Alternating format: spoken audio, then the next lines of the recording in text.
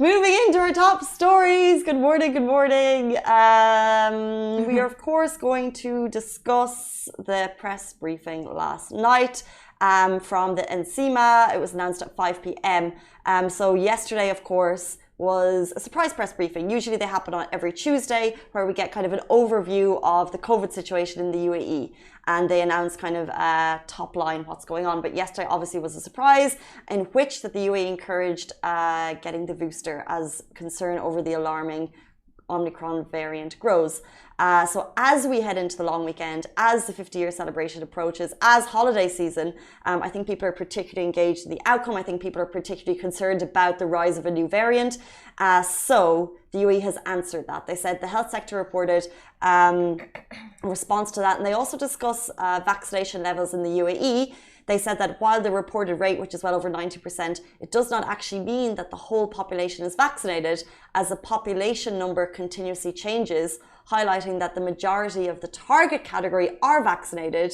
Some categories of the population is regularly changing. So basically, we're seeing new residents come in as visa holders, we're seeing new employment visas, and with this follow-up in this category to ensure that they are also getting their vaccinations. But basically, as the population is changing, that also means that the vaccination rate of people is changing. So the community's vaccination initiative and the public's enthusiasm to receive the booster shot proves that there is confidence in the national directives, which we obviously know. So directly from NCMA yesterday, they advise all members of the public to receive their booster shots on time, without delay, especially elder people and especially people with chronic diseases. So basically, vaccinated people over the age of 18, you should receive your booster shot 6 months after taking the first 2 doses of Pfizer or Sputnik V. So if you have if you have Pfizer or Sputnik V, see what I did there? Pfizer. If you have Sputnik V or Pfizer, you are now encouraged to book your booster shot on SEHA or on the DHA app. They also discussed the new variant Omicron, stating that on November 26th, the situation was declared alarming, and competent authorities are monitoring all information related to the new variant to take appropriate action. And they added the World Health Organization said that they are major genetic mutations that may affect the characteristics of the virus and make it faster spreading than previous mutations. But this is based on current information that's available right now. But this was only discovered on November 24th and then taken into the laboratories like 26th. So it's all very recent. And with such mutations and such variants, only time can tell just how serious it is.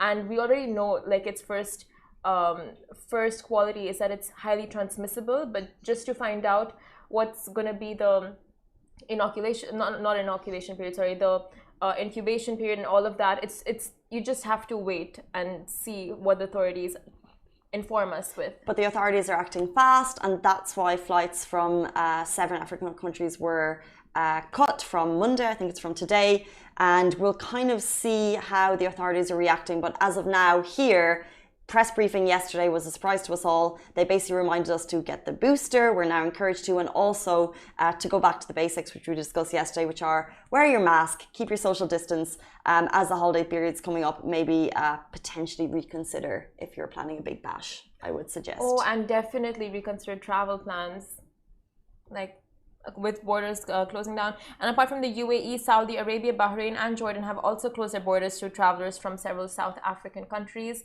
So stay safe, and we will move on to our next story. That is our girl